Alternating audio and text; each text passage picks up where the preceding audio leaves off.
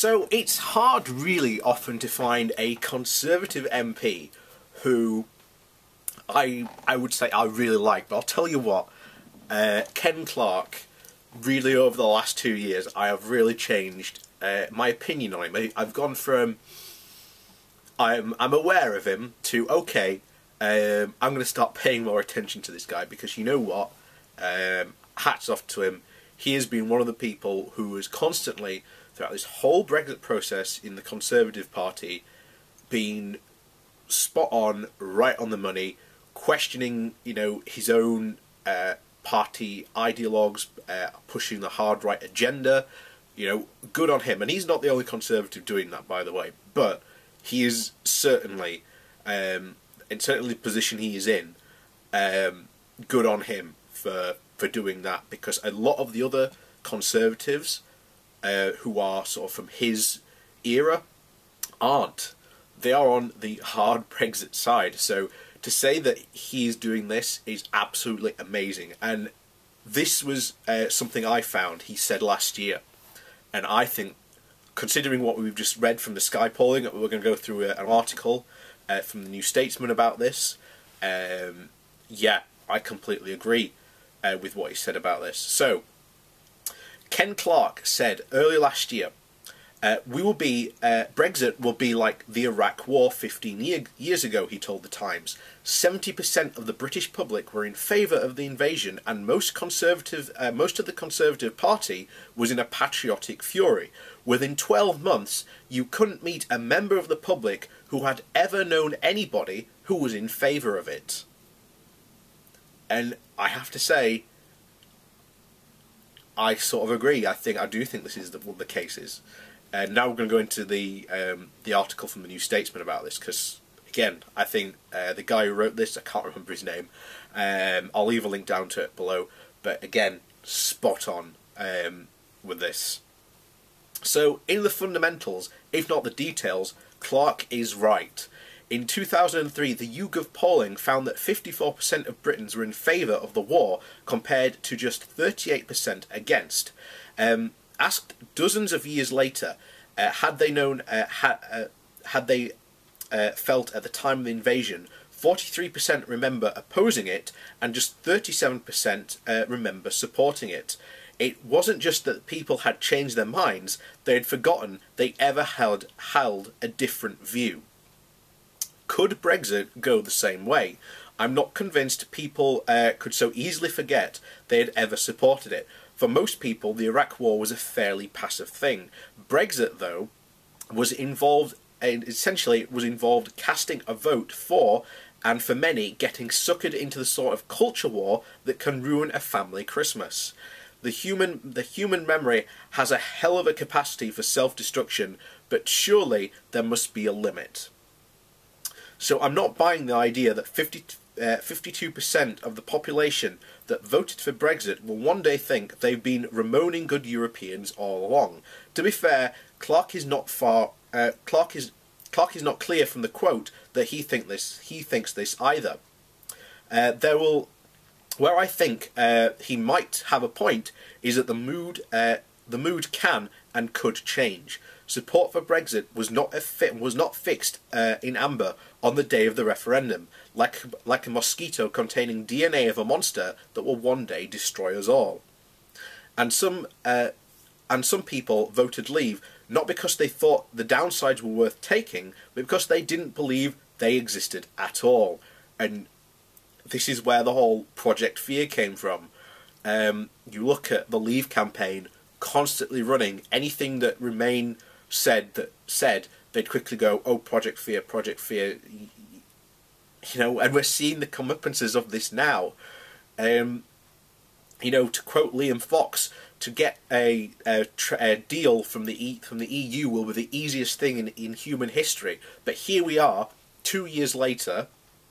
You've got a Chequers agreement that basically appeases no one, because Brexit was all about, and the reason I keep on saying this to people, the whole reason this vote happened was because Cameron was fearing that the Tory party was going to split, and that the people like, you know, as we've started calling them now, the Reese's Pieces, would flip over to UKIP. That's what he was frightened of. So this is why he ended up calling a referendum that really no one wanted. And even now, the Chequers Agreement is basically exactly the same. It's trying to unite the Conservative Party, but it hasn't united the people who are Remainers, and the people who voted, people who want to leave, are now just like, okay, we're just going to fudge everything, so we end up in a no-deal scenario. And we are now seeing the complete consequences when you have the new Brexit secretary basically saying, we will have adequate food.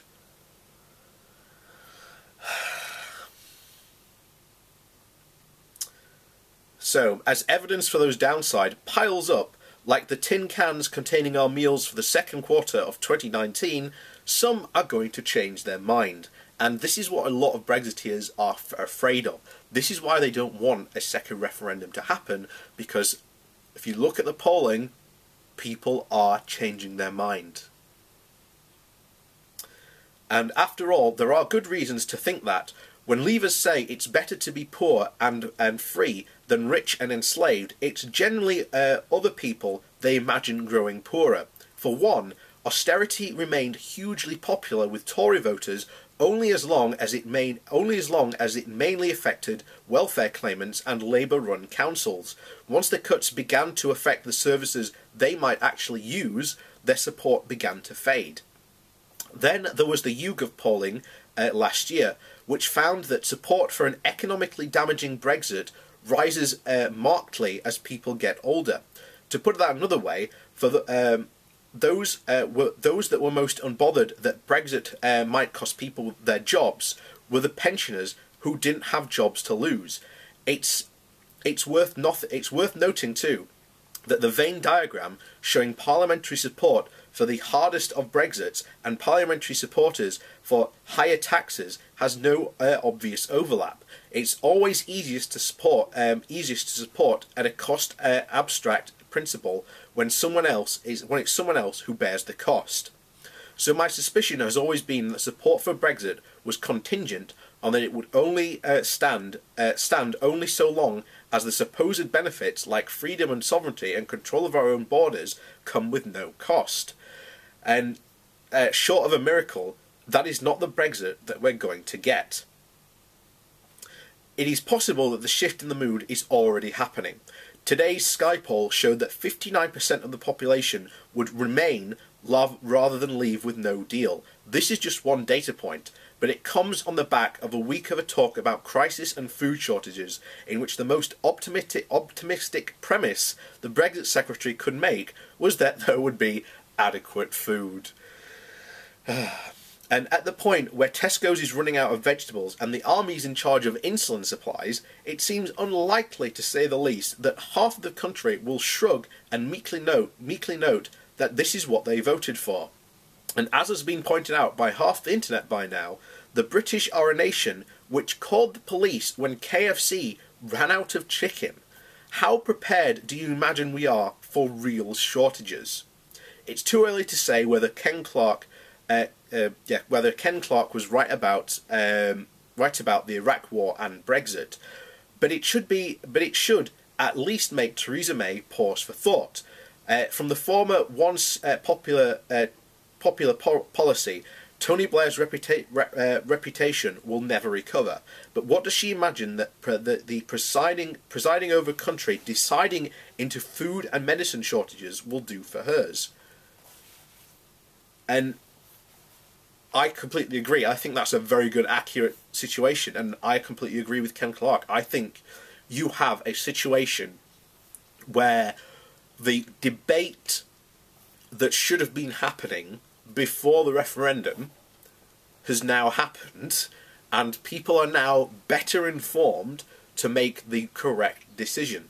Now, this is really a twofold problem. Yes, Remain did make these arguments and did bring up these potential problems, but they were completely ignored by the general public because basically ran a counter-campaign, basically calling them basically denouncing any experts and saying that you shouldn't believe experts, well, as I said 2 years ago, you will need these experts when things start to go wrong. And these experts have basically started to say, yeah, these are all the things that were going to go wrong, and you need to listen to us.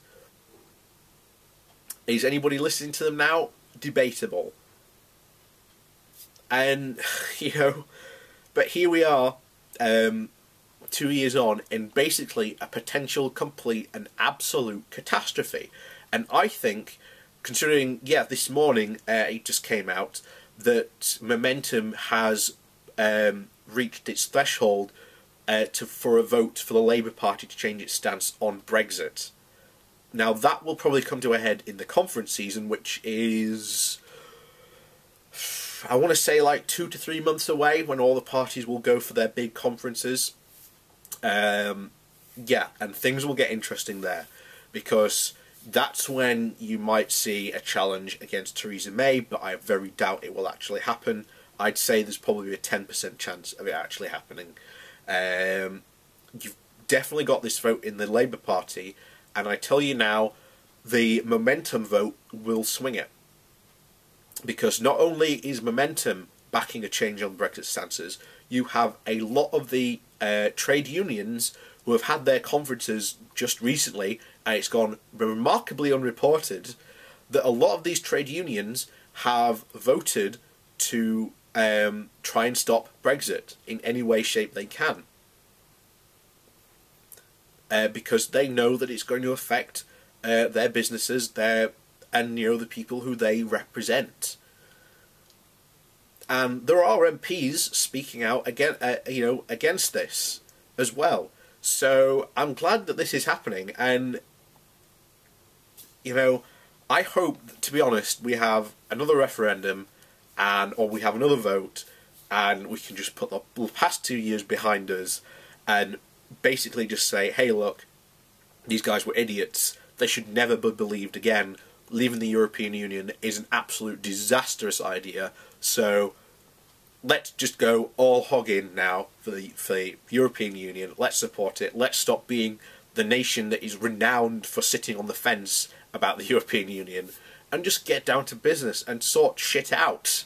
Because we are always stronger together in a union than we are separate by ourselves.